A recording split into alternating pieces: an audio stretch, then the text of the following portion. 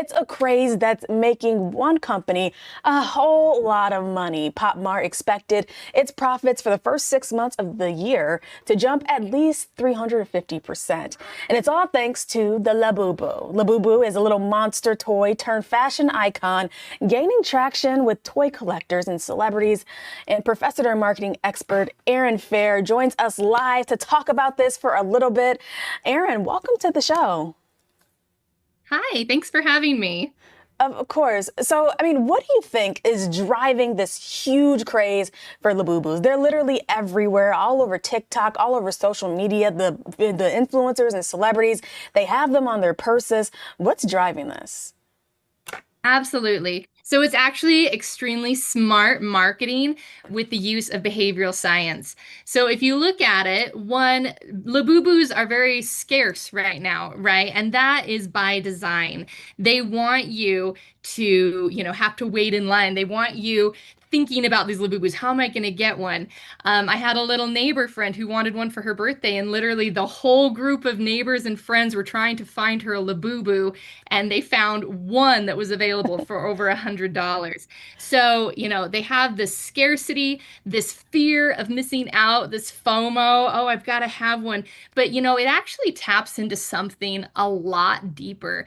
It really taps into our intrinsic motivation to belong to part of this group because, as primitive humans, you get to that primitive part of the brain, and tribalism is so important for our survival. And so, you take that and you shift that energy into more of a consumeristic society. And all of a sudden, in order to belong to my tribe, to my group, I now have to, have what the group deems important. And in this instance, that would be the Labubu. Yeah, and I'm just really confused on how it got to this point. I feel like, I heard Labubu once and I was just like, okay. And then all of a sudden they just started popping up everywhere. And the appeal I'm not understanding for this little doll, because it's like a little monster gremlin thing with teeth.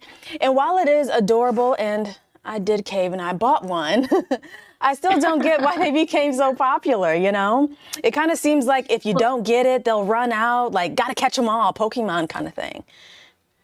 Absolutely. And you mentioned it, when you introduced it, you see the celebrities, walking around with these on their purse. You see, your friends having them. And when somebody, tells you this is valuable and you look up to that person, all of a sudden you think, oh, actually, this probably is valuable and I need it as well.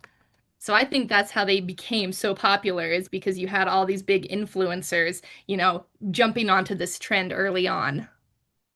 And do you think that people, they get a sense of belonging by purchasing these items? They're like, oh, I got a Blabubu. Now I'm a part of this, or I can be like this person or whatnot. Absolutely. And we see it with more than just the Labubus. The Labubu happens to be, the it trend right now, but you can look at the Stanley Cups that was like a Hmm. year ago and they, have limited drops or special collections. Growing up for me, it was the Beanie Babies. You see it with different shoe drops, with like Nike will do. So yeah, there's a lot of ways that companies will use this to drive their products. Right now, it's pumpkin season, right? So Starbucks has their seasonal drop of all the pumpkin spice. So it's this way of, manufacturing that urgency of, oh my gosh, I gotta have it. I gotta catch them all. And you know what, Aaron? I would think that the price would deter some people because, like you said, some of these things cost hundreds of dollars, maybe even in the thousands of dollars.